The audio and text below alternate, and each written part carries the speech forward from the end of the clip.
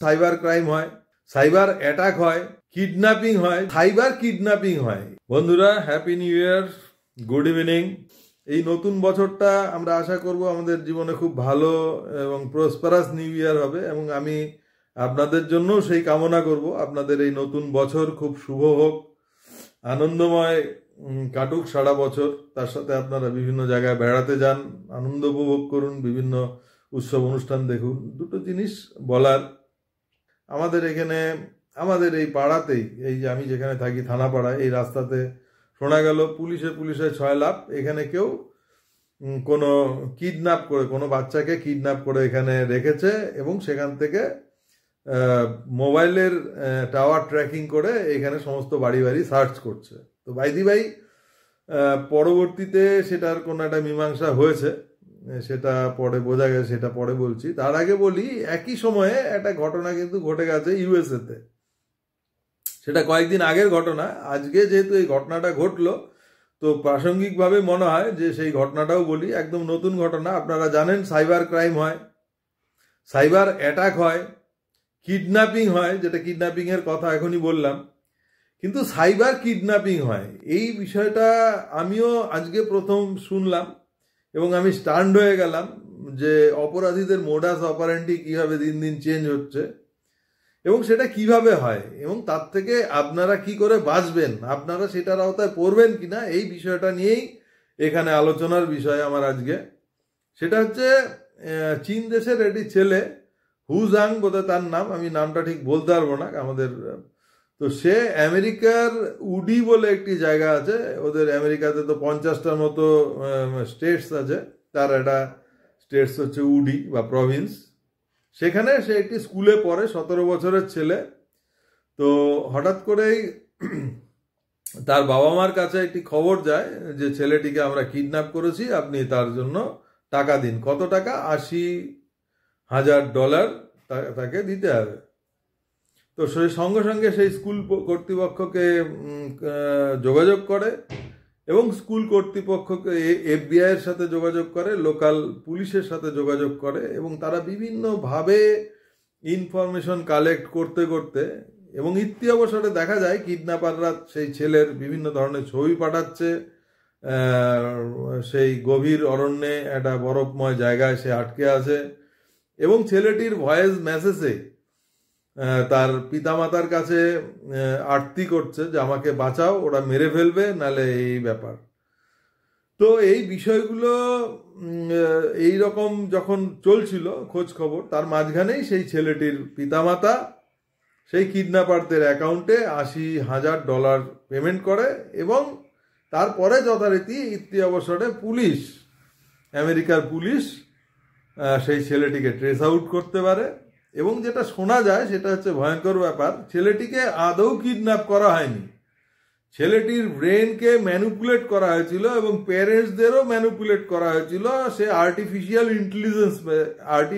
ইন্টেলিজেন্সের মাধ্যমে। আপনারা জানেন আজকে একবিংশ শতাব্দীর সবচেয়ে টেকনোলজির সবচেয়ে দুর্দান্ত আবিষ্কার হচ্ছে আর্টিফিশিয়াল ইন্টেলিজেন্স। সবচেয়ে ভয়ঙ্করতম বিষয় হতে যাচ্ছে এই আর্টিফিশিয়াল ইন্টেলিজেন্স, কারণ প্রত্যেকটা আবিষ্কারের যেমন ভালো দিক থাকে, মন্দ দিকও থাকে। আমরা দেখেছি অ্যাটম আবিষ্কার হয়েছিল, তারপরে অ্যাটমিক এনার্জি, অ্যাটমিক মেডিসিন যেমন হচ্ছে বিভিন্ন ক্ষেত্রে কাজে লাগানো হচ্ছে, সেই অ্যাটম দিয়ে ভয়ঙ্কর মারণাস্ত্র তৈরি করে এই সভ্যতার বর্বরতম ঘটনা ঘটিয়েছে ইম্পিরিয়ালিস্টিক পাওয়ার জাপানের উপরে।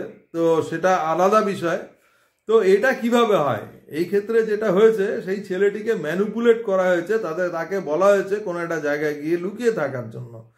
তার সমস্ত কিছু, যে কিডন্যাপাররা তার টার্গেট প্রেকে সমস্ত ইনফরমেশন তারা কালেক্ট করেছে, দীর্ঘদিন থেকে তারা রেকি করেছে, কোনো সোশ্যাল মিডিয়া এই সমস্ত জায়গার থেকে সমস্ত ইনফরমেশন, তার ছবি, তার ভিডিও, তার ভয়েস কল, সমস্ত কিছু তারা তাদের নিয়েছে, তাদের অধিকারে নিয়েছে যে কোনোভাবে, এবং ভয়েসটাকে তারা ক্লোন করেছে AI এর মাধ্যমে।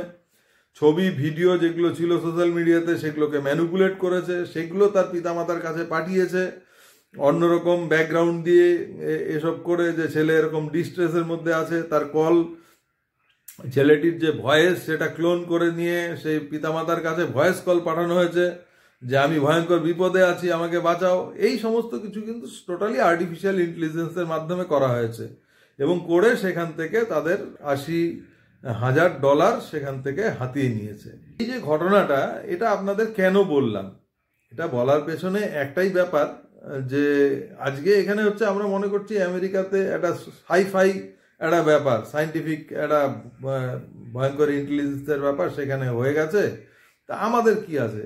এটা ক্রাইম কখনো কোনো দেশে সীমাবদ্ধ থাকে না, ক্রাইম যে কোনো জায়গায় হতে পারে। আমরা এর আগে দেখেছি একটা গেম ছিল, ব্লু হুইল বলে একটা গেম ছিল। ব্লু হুইলের ভিকটিম পৃথিবীর বিভিন্ন দেশে হয়েছে। তাতে এমন কিছু ব্যাপার থাকতো, ব্রেনকে ম্যানিপুলেট করা হতো, যার জন্য সুইসাইড করতে বাধ্য করা হতো যে গেম প্লেয়ার আছে।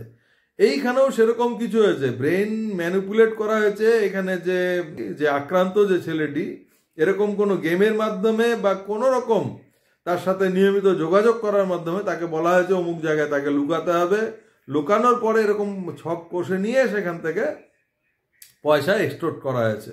মানে সাইবার অ্যাটাকের ক্ষেত্রে যেটা হতো, বিভিন্ন ম্যালওয়্যার বা র্যানসামওয়্যার কোনো একটা দেশের প্রতিরক্ষা যে সফটওয়্যার আছে, পেজ আছে, সেখানে ইনস্টল করে দেওয়া হতো, বা কোনো ব্যাংকিং কনসার্নের ওয়েবসাইট আছে সেখানে ইনস্টল করে দিয়ে সেটা তাদের অধিকারে নিয়ে নিত হ্যাকাররা, নিয়ে তারপরে তাদের থেকে এক্সটেনশন বা র্যানসাম আদায় করত। এই ক্ষেত্রেও ঠিক এই র্যানসাম আদায় করার মতন ব্যাপার হয়ে গেছে। তো এবার আমরা কি করে বিপদে পড়তে পারি? ধরুন আমি কোথাও বেড়াতে যাচ্ছি, আমি বেড়াতে যাওয়ার আগে আমি ট্রেনের টিকিট কাটলাম। সেই ট্রেনের টিকিট আমার যে ট্রেন লাভার্স যে গ্রুপ আছে সেইখানে আমি পোস্ট করে দিলাম আমার এই টিকিটের স্ট্যাটাস। এবার আমি তারপরে যেখানে বেড়াতে গেলাম বা প্লেনের টিকিট এটা করলাম, এবার ল্যান্ড করলাম, যেখানে গিয়ে পোর্টে একটা সেলফি তুললাম বা যাওয়ার সময় একটা সেলফি তুললাম, সেখানে গিয়ে কন্টিনিউ অ্যাক্টিভিটি রিলের মাধ্যমে বা পোস্টের মাধ্যমে দিতে থাকলাম। এবার আমি যদি টার্গেটেড হই, যারা ক্রিমিনাল আছে তাদের টার্গেট, তারা কিন্তু শুরুর থেকে আমাকে ট্র্যাক করবে, তথ্যগুলো সব নিতে থাকবে, নিয়ে একটা সময় এমন হবে আমাকে কোনো না কোনো জায়গায় বিজি করে দেবে, যাতে আমি বাড়ির সাথে যোগাযোগ করতে না পারি। ওরা ততক্ষণে কি করবে, আমার বাড়িতে কোনো ভয়েস মেসেজ বা ভিডিও কল করবে, যেটা এআই আর্টিফিশিয়াল ইন্টেলিজেন্সের মাধ্যমে তৈরি করা, একদম আমার মতো ভয়েস কল। সেখানে তার কাছে টাকা চাইবে, এবং আমার বাড়ির লোক বা আপনার বাড়ির লোক, তারা সবসময় আমরা যখন বাইরে যাই ভয়ভীত থাকে, তারা কিন্তু খুব সহজে তাদেরকে সেই টাকা দিয়ে দেবে। তো এইভাবে আমরা বিপদে পড়তে পারি। তো বিপদের যে পদ্ধতিটা বললাম সেটা থেকেই বুঝতে পারলেন যে আপনাদের কি থেকে সংযত থাকতে হবে। এবং আরেকটা জিনিস এখানে বলি, সেটা হচ্ছে প্রতিটা বাড়িতে, এটা কিন্তু খুব ইম্পর্টেন্ট, আপনি যখন আপনার স্ত্রী ছেলে নিয়ে বসবাস করছেন, তো এই মুহূর্তে যেটা আর্টিফিশিয়াল ইন্টেলিজেন্সের জন্য voice clone, video clone, picture সমস্ত কিছু ক্লোন হয়ে যাচ্ছে, সেখানে আপনি একটা কোড ইউজ করুন বাড়িতে আপনাদের 3 জন মেম্বারের জন্য, এটা যেন 4র্থ জন বাইরের কেউ না জানে। একটা সার্টেন কোড থাকবে, আপনি যদি সত্যি বিপদে পড়েন তখন সেই কোড ল্যাঙ্গুয়েজটা আপনি ইউজ করবেন। যে কোনো একটা শব্দ, কোনো একটা বাক্যবন্ধ, সেটা বললে পরেই বাড়ির লোক বুঝতে পারবে যে আপনি সত্যি বিপদে আছেন, সেখান থেকে আপনাকে উদ্ধার করতে হবে। যাই হোক, আপনাদের ভয় পাওয়ানোর জন্য এটা বলা না, এটা একটা কনসার্ন। আজকের দিনে সমাজে এই সমস্ত বিষয়গুলো হয়ে যাচ্ছে, ক্রাইম প্রতি মুহূর্তে, ক্রিমিনালরা তাদের মোডাস অপারেন্ডি চেঞ্জ করছে, ক্রাইম বিভিন্ন ধরনের হচ্ছে, ব্যাংকিং ফ্রডের থেকে শুরু করে। তো আগাম সচেতন থাকলে নিশ্চয়ই সেখান থেকে কিছুটা অন্তত বিপদের থেকে উদ্ধার পাওয়া যায়। ধন্যবাদ, দেখতে থাকুন, আমার সঙ্গে থাকুন। আমি ভবঘুরে, আমার ইউটিউব পেজ এবং আমার ফেসবুক আইডি দেভরে, সেখান থেকে আমার এই সমস্ত ভিডিও এবং ব্লগ পোস্টগুলো করে থাকি। ধন্যবাদ, আরেকবার ধন্যবাদ। আপনাদের সামনের বছর আনন্দে কাটুক, ভালো কাটুক। বিভিন্ন জায়গায় বেড়াতে যান, কিন্তু বেড়াতে গিয়ে বেড়ানোর থেকে ফিরে তবেই ছবি পোস্ট করবেন। বাইদি ভাই বলে দেই, আমার একটি এখানে গ্রুপ আছে, আমি ভবঘুরে বলে গ্রুপ আছে, সেখানে এসে জয়েন করুন।